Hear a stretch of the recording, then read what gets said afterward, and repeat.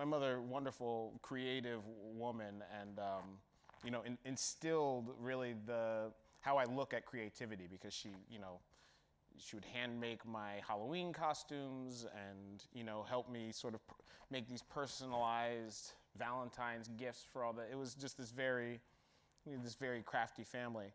One of the things that she did that scared the shit out of me was, and I don't remember what exactly would prompt you doing this, but it would be, Mom, what's going on, Mom? That's me. And she would go, Mother's not here anymore. I'm like, no. Don't stop that.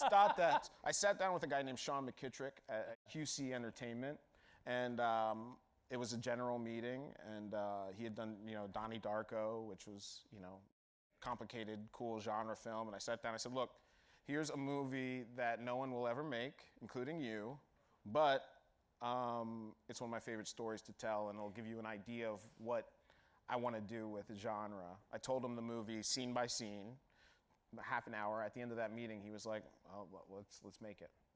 Like, I've never seen that movie before, let's do it. So kudos to him. Blumhouse came in from that, I got the script deal. I wrote the script. That was a couple of months. In the middle of writing the script, I realized I was the only person who could direct it. It's like, just writing the party sequence where, all the old, there's this part in the movie. Old white people come up to the guy and say things like, oh, I love Tiger. And there's a black guy. Anyway, writing, you gotta see it. You just gotta see it. But writing that, I was like, who, this is a situation I've been in. Who, I can't trust this to anyone else. So I asked him, I think I need to, I said, unfortunately, I think I would need to direct this movie. Yeah. It's like, good, let's go. But it was a thing, and thanks to, Key and Peele, I had a little bit of trust, because the tone was impossible to describe. Sort of be like, it's, somewhere between Rosemary's Baby and The Help. I don't know. Yeah. Hiding the rose reveal. Alison Williams is evil. Yeah. In the movie, sorry. Hiding the rose reveal was very difficult. And there's a scene where the brother Jeremy is threatening Chris in this weird kind of flirty way, this weird thing. And we go upstairs and see Rose and Chris decompressing over their initial experiences.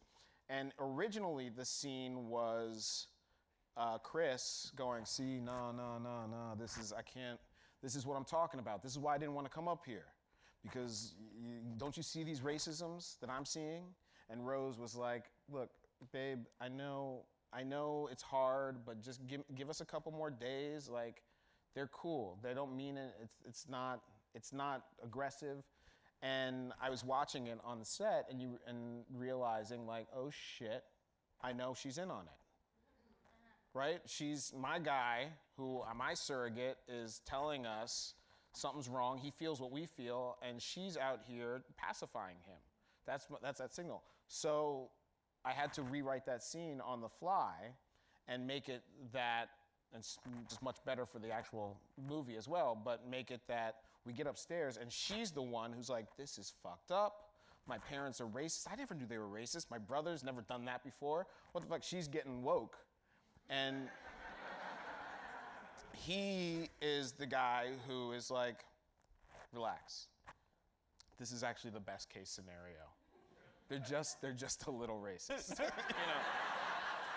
And it did this, that was the sort of jujitsu that was needed to have the audience be like, one thing I know is I trust her. Because I'm with her. Like, something's not right. There's a couple things going on with the photography for me. One is that, photography emerged as a weapon against injustice. And that was part of my decision in making the camera that he ends up breaking Andre out of the Logan body, the big get out moment, that was going to be his cell phone camera, because it just conjured a certain weaponry we have against the injustice. For the character himself, I wanted the character to be somebody who was a watcher. I wanted him to be somebody who had, he's a surrogate for us, and we're watching, we're trying to figure it out, and it was important to have somebody who was capable of it, up to the challenge of the investigation.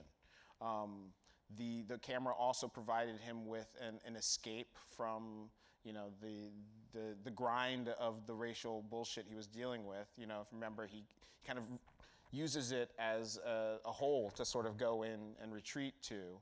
And lastly, the flaw of Chris, one of the tragic flaws, or the tragic flaw, is his